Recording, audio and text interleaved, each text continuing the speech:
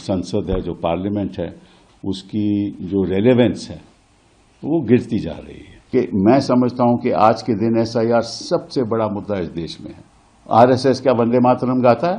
जो गरीबों की रक्षा नहीं कर सकता वो कहां से राष्ट्रवादी होगा?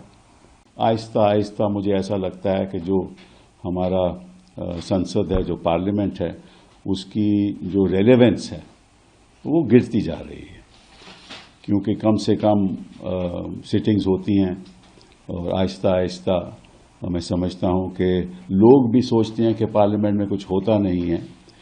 तो ये बहुत खतरनाक बात है, लोकतंत्र के लिए बड़ी खतरनाक बात है, क्योंकि सही मुद्दों पे चर्चा नहीं होती और ऐसे मुद्दों पे चर्चा होती है जिसका कोई आज के दिन लेना देना नहीं है। तो पहली बात तो आपसे कहना चाहता हूं कि आप देखिए कि 1 दिसंबर से लेकर 19 दिसंबर तक ये सेशन है। इनमें लगभग 15 सिटिंग्स हुई।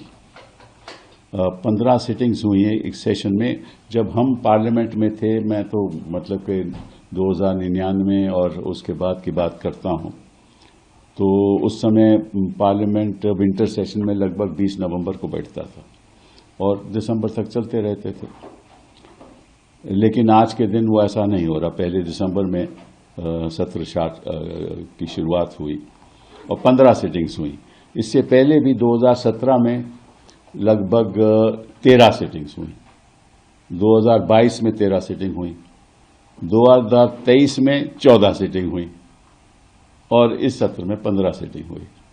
तो अगर ऐसे ही चलता रहेगा तो जो चर्चा होनी चाहिए पार्लियामेंट में वो चर्चा होगी नहीं, और फिर चर्चा नहीं होगी तो लोगों को जानकारी नहीं होगी। तो पहली बात तो ये है कि बड़ी दुख की बात है कि जो सत्ता पक्ष में लोग जो बैठे हुए हैं उनको पार्लियामेंट से लगता है कुछ लेना देना भी नहीं है।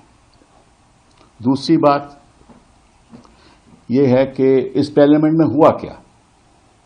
1 दिसंबर में हम चाहते थे, विपक्ष चाहता था कि किसी तरीके से चर्चा हो एसआईआर पे, क्योंकि मैं समझता हूं कि आज के दिन एसआईआर सबसे बड़ा मुद्दा इस देश में है।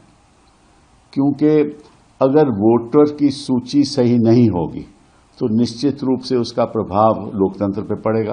अगर सूची जैसे एयर पोल्यूशन है, सूची में भी पोल्यूशन होगी तो फिर तो लोकतंत्र में लोग सांस नहीं ले पाएंगे ना, जैसे हम आज के दिन बाहर जाते हैं और सांस नहीं ले पाते।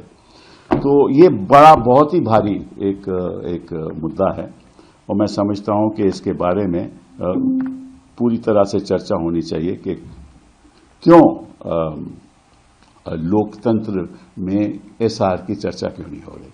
अब ये कहते हैं कि एसआईआर की चर्चा इसलिए नहीं हम कराना चाहते क्योंकि ये मैटर कोर्ट में पेंडिंग है। अब कोर्ट में पेंडिंग तो बोफोर्स भी था, तो आपको याद है, हम सब लोगों को याद है कि कितनी बार चर्चा हुई बोफोर्स की। कई ऐसे मुद्दे थे जो कोर्ट में पेंडिंग है, उनकी चर्चा हुई। लेकिन एक बहाना है कि हम चर्चा नहीं कराना चाहते क्योंकि जो बातें इलेक्शन कमीशन इनके इशारे पे करता है वो बातें जनता के सामने नहीं आनी चाहिए। खैर, इस बात को छोड़िए, चर्चा नहीं हुई एसआईआर पे। इन्होंने कहा कि पहले तो हम बात करेंगे वंदे मातरम की। अरे भाई, वंदे मातरम का आज के दिन क्या लेना देना है? आरएसएस क्या वंदे मातरम गाता है?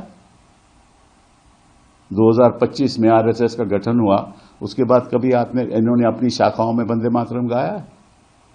भाजपा अपने मीटिंग में वंदे मातरम से शुरू करती है। कब इन्होंने शुरू? ये तो राष्ट्रगान भी नहीं मानते थे, जनगण मन भी नहीं मानते थे, अब तो इनकी मजबूरी है। और ये वंदे मातरम जिनका उनका कोई लेना देना नहीं है। 1876 में गाना लिखा गया वंदे मातरम, बंकिम चंद्र चट्टोपाध्याय ने।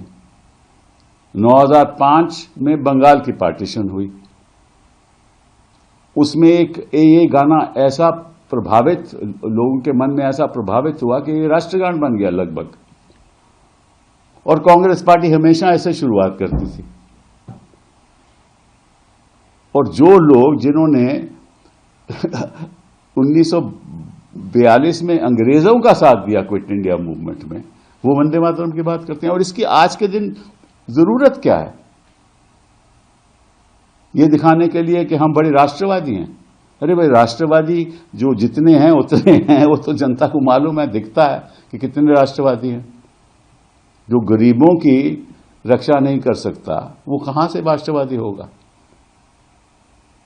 तो ये एक बहुत दुख की बात है कि जो असली मुद्दे हैं इस देश के सामने, उस पर कभी चर्चा नहीं होती। चलिए, इन्होंने कहा कि ठीक है, हम वंदे मातरम से शुरुआत करेंगे, वो पहली चर्चा उस पर होगी, उसके बाद हम इलेक्टोरल रिफॉर्म पे चर्चा करेंगे, हम एसआईआर पे नहीं करेंगे। उसमें जो आपने बोलना है बोल दीजिए।